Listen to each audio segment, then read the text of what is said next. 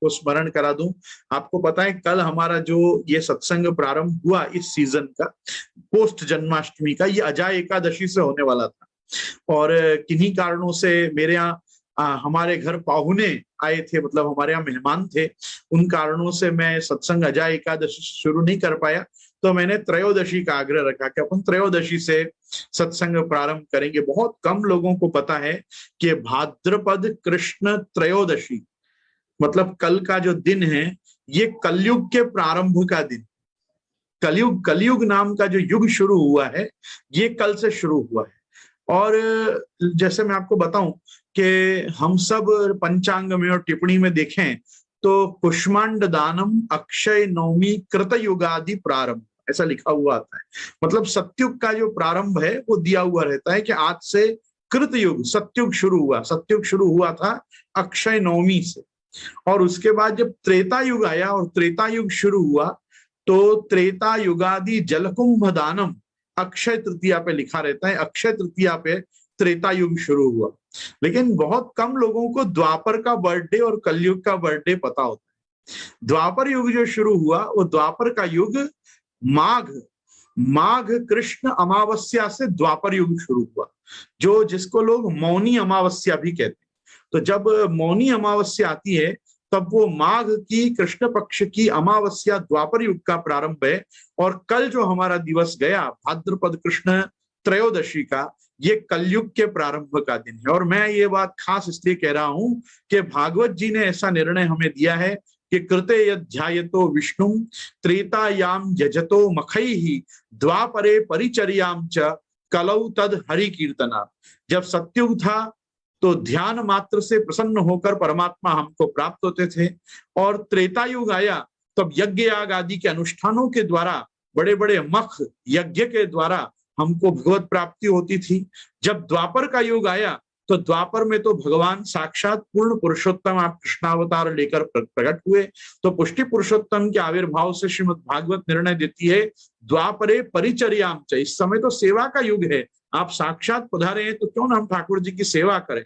तो द्वापर युग जब आया तब सेवा की प्रधानता आई, जैसे त्रेता में यज्ञ याग आदि की और सत्युग में तपश्चर्या और ध्यान के माध्यम से। तो कृते यध्यायतो विष्णु त्रेतायाम यजतो मखैहि द्वापरे परिचर्याम च और कलौ तद हरि कीर्तनात्। और जब कलयुग आया तब हरि नाम संकीर्तन का मार्ग शुरू हुआ और ये काल शुरू हुआ। और मैं आपको बताऊं कि 10 वर्ष तपस्या का जो फल है, 10 वर्ष की सत्युग की तपस्या का फल त्रेता युग में 1 वर्ष की तपश्चर्या का फल बताया। और त्रेता युग में 1 वर्ष जो व्यक्ति तपश्चर्या करे तो उसको 1 महीने मात्र करने से द्वापर में फल उसका मिलता है। द्वापर युग में अगर कोई तप करे, ध्यान करे, तो उसको 1 महीने में 1 वर्ष त्रेता युग में किए हुए ध्यान का फल मिलता है। और उसी प्रकार आपने अगर 1 मास तक ध्यान, नाम संकीर्तन, प्रभु का आराधन, कोई प्रकार से तपश्चर्या यदि द्वापर में आपने जो 1 महीना 1 मास पर्यंत की है, उसका आपको 1 दिन में कलयुग फल देता है। कलयुग इतना महाफलदायी ये एक युग है कि इसमें कितने कम से कम साधन यदि आप करो तो कम से कम साधनों में भी आपको भगवत प्राप्ति का ये कलयुग आपको आश्वासन देता है। और आप आश्चर्य देखो कि सतयुग में लोगों के पास 10 वर्ष तपश्चर्या करने का समय था, त्रेता में लोगों के पास 1 वर्ष तपश्चर्या करने का समय था, द्वापर में लोगों के पास 1 मास पर्यंत उनको तप करने का समय था। लेकिन आज 24 घंटा भजन करने का सामर्थ्य अपन को प्रभु ने नहीं दे रखा। हम चाहें तो 1 दिन, जो मतलब 10 वर्ष की सत्युग की तपश्चर्या है, उसका फल यदि 1 दिन में कलयुग में मिलता हो तो भी कलयुग के मानव में इतनी सामर्थ्य, इस समय इतना सत्य संकल्पता उसके जीवन में प्रभु ने नहीं स्थापित की है अभी तक कि वो 24 घंटे मतलब 12 घंटे दिवस और 12 घंटे याम, तो दिवस और याम पर्यंत 1 दिन तो ऐसा कम से कम व्यतीत करे कि जब वो पूरा भजन में और ठाकुर जी के ध्यान में, नाम संकीर्तन में निकाले तो उसको सत्युग में की हुई 10 वर्ष की तपस्या का फल प्रभु आप सहज में देते हैं। लेकिन आप देखो हमारी विडंबना कि हम पूरे 24 घंटे भगवान नाम में तत्पर, शायद आज तक एक भी दिन नहीं रहे हैं अपने जीवन में कि जब पूरा 24 घंटा हमारा भगवान नाम में गुजरा हो।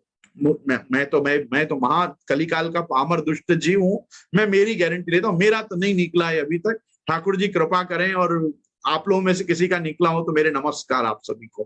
कहने का तात्पर्य कि कृते यध्यायतो विष्णु त्रेतायाम यजतो मखैहि द्वापरे परिचर्याम च कलौ तद हरि कीर्तनात् ये हरेर नाम हरेर नामैव केवलम कलौ नास्त्यैव नास्त्यैव नास्त्यैव गतिरन्यथा। कलिकाल में तो और कोई प्रकार से कोई उपाय है ही नहीं भगवत प्राप्ति का। सब सर्वोपरि जो सहज सुलभ उपाय है वो है भगवान नाम संकीर्तन का। इसीलिए कहते हैं कि पूजात कोटि गुणम स्तोत्रम स्तोत्रात कोटि गुणो जप जपात कोटि गुणम गानम गानात परतरो ही न।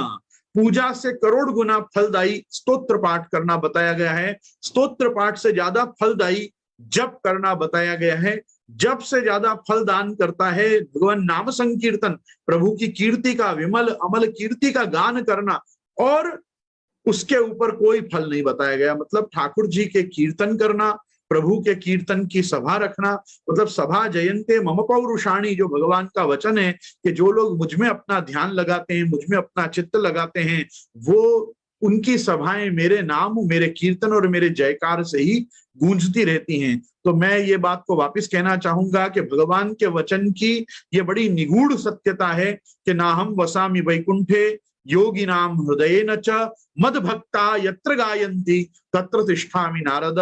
मेरे भक्त जहां मेरा लीला गुणानुवाद मेरे कीर्तन करते हैं, हे नारद मैं वहां नित्य निरंतर रहता हूँ।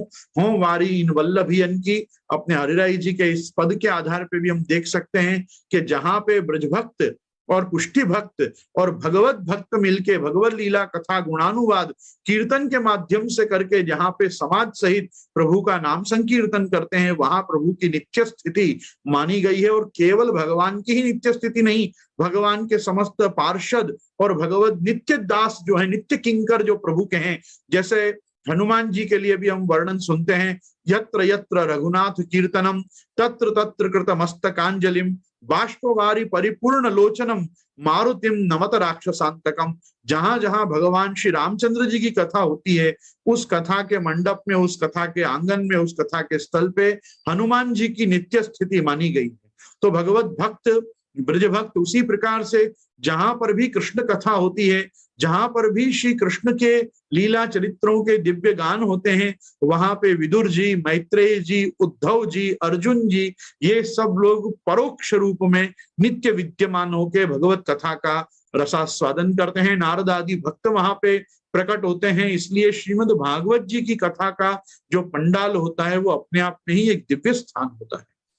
और क्योंकि ये सब बड़े दिव्य स्थान हैं और यहाँ भगवान की, भगवान के भक्तों की, भगवान के नित्य पार्षदों की, प्रभु के समस्त किंकरों की नित्य स्थिति मानी गई है, इसलिए उन स्थानों की विशुद्धता और पवित्रता, शुचिता, अपरस, मेंढ, इन सबों का विशेष आग्रह रखना चाहिए, जैसा हम भगवान मंदिर में रखते हैं। कहने का तात्पर्य मेरा इतना ही था कि कल ये हमारी कलयुग की जयंती गई, और कलयुग की जयंती में क्योंकि भगवत सत्संग, भगवत लीला कथा गुणानुवाद ही इस समय पे उद्धारक है, इसलिए मैंने विचार किया कि यदि हम अजा एकादशी से सत्संग को प्रारंभ नहीं कर पाए हैं तो कोई बात नहीं, हम त्रयोदशी से, कलिकाल के जन्मदिन से ही हम लेते हैं। क्योंकि देखो हम तो इसी कलिकाल में हम उद्धरित हुए हैं, हमारा वर्ण, हमारे को शरण स्थान के रूप में भगवान के चरणारविंद की प्राप्ति, श्री महाप्रभु जी का हमको संबंध, और महाप्रभु जी के यमुना जी के संबंध से प्रभु श्री गोवर्धन धर का हमको जो नित्य संबंध प्राप्त हुआ है, वो इस कलिकाल की ही देन है। यद्यपि हम कलिकाल को बारंबार देखते हैं कि भगवत शास्त्रों में ऐसा बताया गया है कि कलिकाल में बहुत सारे दोष हैं, लेकिन श्री गोसाई जी हमको निर्णय देते हैं कि कालो यम कठिनोपि कृष्ण भक्तान न बाधते। अगर कठिन काल है भी तो भी वो कृष्ण भक्तों को बाधा नहीं करता है। तो मैं पुनश्च कहना चाहूंगा, कृष्ण भक्त हैं, कृष्ण भक्त बनिए, कृष्ण भक्त रहिए, और कृष्ण भक्ति में ही अपनी जीवन की कृतार्थता और तत्परता को बनाए रखिए। क्योंकि ये जो युग है, ये युग वास्तव में प्रभु के नाम का ही युग है।